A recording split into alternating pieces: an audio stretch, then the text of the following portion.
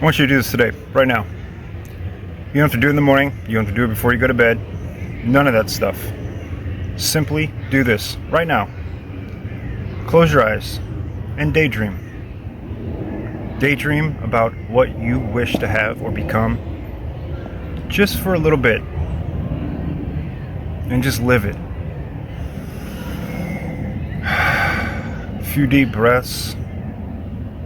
Just think it and live it and be there. Now, for an example, let's say it's your house. Walk through that house. Touch the counters, touch the couch you have. Maybe it's like a really nice, expensive leather couch. Just touch it, feel it, imagine it, be there. Walk through it. The wood floor. Look out the window. What do you see? Is it the ocean? Is it the woods? Is it snowing? Just use your incredible imagination for just a little bit. Just take 2 seconds of your time and do that right now.